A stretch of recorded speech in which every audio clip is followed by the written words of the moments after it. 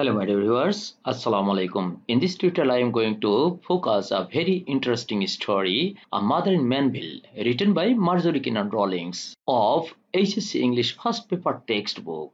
According to the old edition of the text, it is in Unit 6, Lesson 3.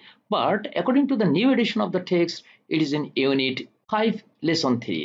আমরা বিগত তিনটি টিউটোরিয়ালে এই মজার ছোট গল্পটির বেশ কিছুটা শিখেছিলাম। দেখুন আমরা এগিয়ে যাই। আমরা গত তিনটি টিউটোরিয়ালে যেটুকু শিখেছিলাম তারপরে থেকে আজকের এই টিউটোরিয়ালে শুরু করব।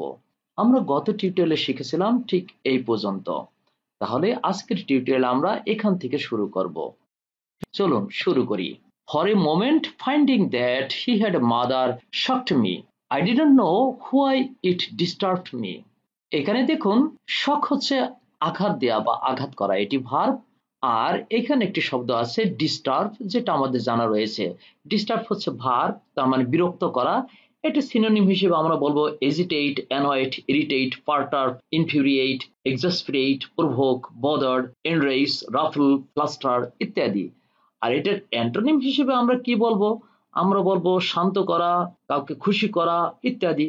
তার মানে ডিস্টার্বের অ্যান্টোনিম হিসেবে বলবো comfort, satisfy, appease, calm, attenuate, soothe, ease, pacify, gratify, mollify, placate ইত্যাদি।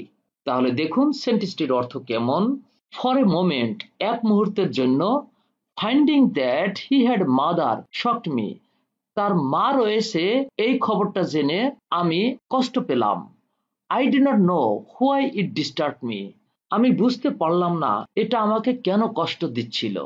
তাহলে পুরো সেন্টেন্সটির অর্থ কেমন দাঁড়াচ্ছে? এক মুহূর্তের জন্য তার একজন মা আছে এটি জেনে আমি কষ্ট পেলাম, আমি জানি না কেন এটা আমাকে কষ্ট দিচ্ছিল। Then I understood my distress. এখানে ডিস্ট্রেস শব্দটি অনেকেরই অজানা। ডিস্ট্রেস হচ্ছে নাউন, এর মানে হচ্ছে কষ্ট বা পীড়া বা বেদনা। তার মানে ডিস্ট্রেসের সিনোনিম হিসেবে আমরা বলবো disappointment, pain, aching, grief, pain, anguish, agony, sting, sorrow, torture, heartache, menace ইত্যাদি। আর এটির অ্যান্টোনিম আমরা কি বলবো? আমরা বলবো আনন্দ অথবা শান্তি ইত্যাদি। তার মানে ডিস্ট্রেসের অ্যান্টোনিম হিসেবে আমরা বলবো pleasure, calmness, comfort, joy, happiness, gratification, delight, mirthfulness, amusement, cheer ইত্যাদি। তাহলে দেখুন অর্থটা কি? Then I understood my distress, তখন আমি আমার কষ্টটা বুঝতে পারলাম।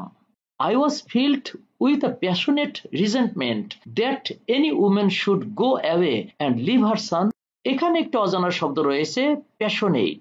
প্যাশনেট হচ্ছে অ্যাডজেক্টিভ, এর মানে হচ্ছে আবেগপ্রবণ। তাহলে প্যাশনেট অ্যাডজেক্টিভটির সিনোনিম হিসেবে আমরা বলবো adoring, loving, fervent, ardent, jealous, wistful, enthusiastic, avid, obsessive, impassioned, heartbeat ইত্যাদি। আর এটার অ্যান্টোনিম আমরা কি বলবো? Impassionate, uncaring, apathetic, indifferent, unexcited, unmoved, cold, cool, unconcerned ইত্যাদি। আর পরের শব্দটি দেখুন রিজেন্টমেন্ট।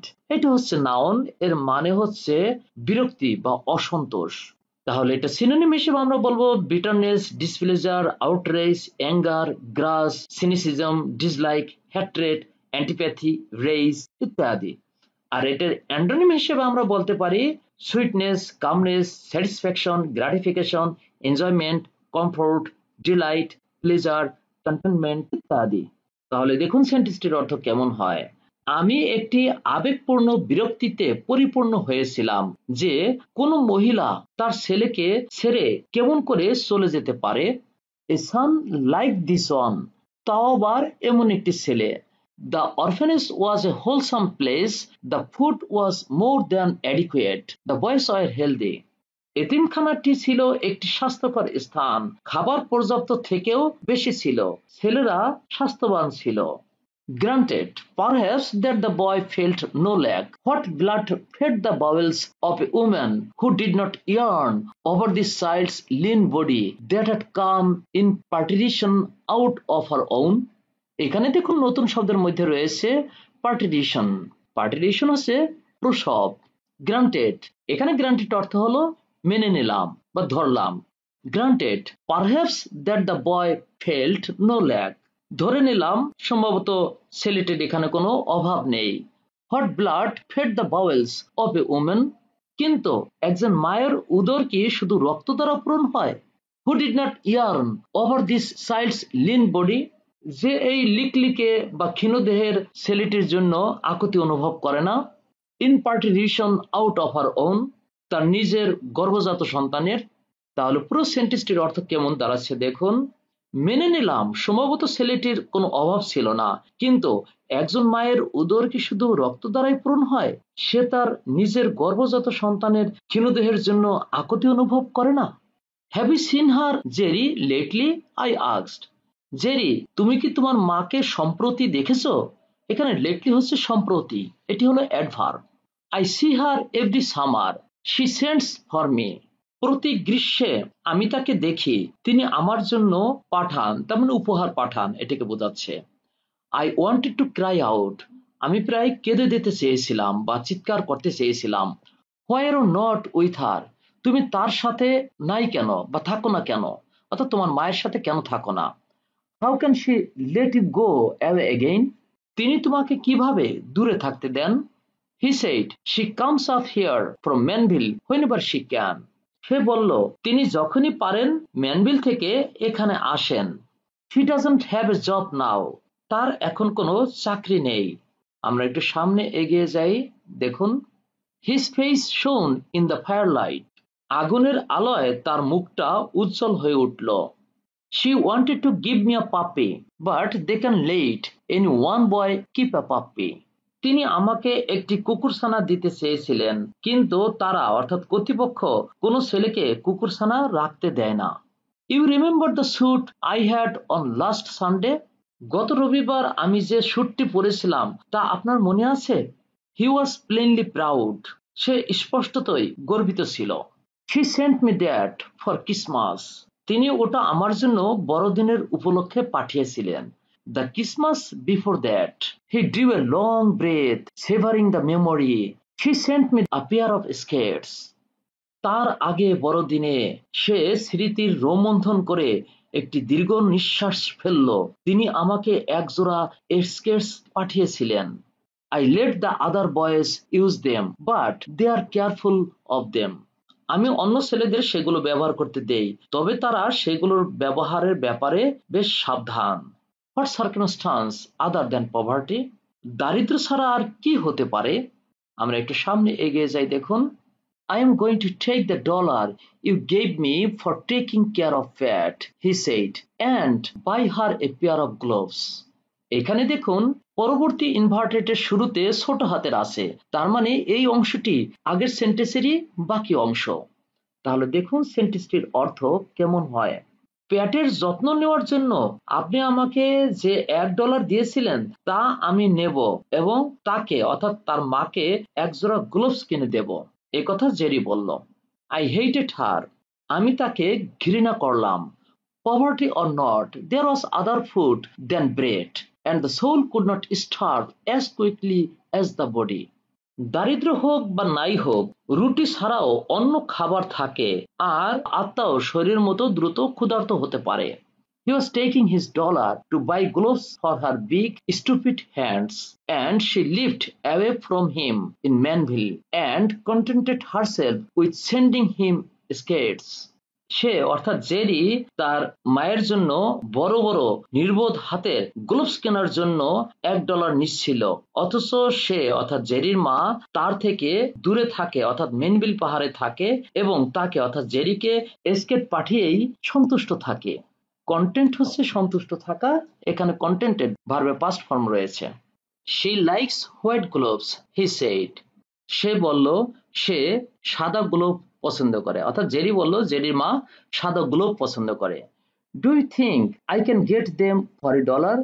আপনি কি মনে করেন আমি এটা $1 কিনতে পারবো? I think so, I said. আমি বললাম হ্যাঁ, আমিও তাই মনে করি। আমরা একটু সামনে এগিয়ে যাই, দেখুন। And after my first fury at her, we did not speak of her again. His having a mother, any sort at all, relieved me of this ache I had had about him. এখানে দেখুন নতুন শব্দের মধ্যে রয়েছে Fury. Fury হচ্ছে noun, এর মানে হচ্ছে রাগ। তাহলে ফিউরি অর্থাৎ রাগ এই নাউনটির সিনোনিম হিসেবে আমরা বলবো রেইজ অথবা রেথ অথবা আয়ার অথবা ফেরোসিটি অথবা এজিটেশন অথবা রিজেন্টমেন্ট অথবা অ্যানয়েন্স অথবা ইরিটেশন ইত্যাদি। আর এটার অ্যান্টোনিম বা বিপরীতার্থক শব্দ কি হবে? শান্ত অথবা খুশি অথবা কোমল, মোলায়েম, এরকম কোনো কিছু হবে। তার মানে আমরা ফিউরির অ্যান্টোনিম হিসেবে বলতে পারি calmness, mildness, serenity, quietness, coolness, piece ইত্যাদি।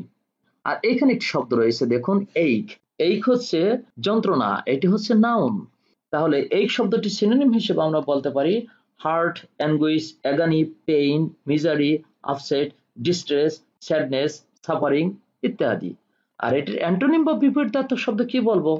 এইকের অ্যান্টোনিম হিসেবে বলবো আরাম, তার মানে ইংরেজিতে আমরা বলবো comfort, ease, relief, cosiness, contentment, satisfaction, gratification ইত্যাদি। তাহলে দেখুন সেন্টেন্সটিকে আমরা ভেঙে ভেঙে অর্থ করার চেষ্টা করি। And after my first Fury at her, এবং তার প্রতি অর্থাৎ জেরির মায়ের প্রতি আমার প্রথম রাগের পরে we did not speak of her again, তার সম্বন্ধে অর্থাৎ জেরির মায়ের সম্বন্ধে আর কোনো আমরা কথা বলিনি। হিজ হ্যাভিং এ মাদার, জেরির যে একজন মা রয়েছে সেই ব্যাপারটি সম্বন্ধে। এনি শর্ট অ্যাট অল, ওই ব্যাপারে কোনো কিছুই না। Relieved me of the ache I had had about him, জেরির সম্বন্ধে আমার যে যন্ত্রণাটি ছিল বা রাগ ছিল সেটা থেকে আমি কিছুটা মুক্তি পেলাম। তাহলে সেন্টেন্সটির অর্থ কেমন হয় দেখুন, তার প্রতি অর্থাৎ জেরির মায়ের প্রতি আমার প্রথম রাগের পরে আমরা তার সম্পর্কে অর্থাৎ জেরির মার সম্পর্কে আর কোনো কথা বলিনি। তার একজন মা আছে অর্থাৎ জেরির একজন মা রয়েছে, সে যে রকমই হোক না কেন এই চিন্তাটাই আমাকে কিছুটা স্বস্তি দিয়েছিল তার ব্যাপারে অর্থাৎ জেরির ব্যাপারে। হি ওয়াজ নট লনলি, সে একাকী ছিল না অন্তত। ইট ওয়াজ নান অফ মাই কনসার্ন, এতে আমার উদ্বেগের কিছুই ছিল না।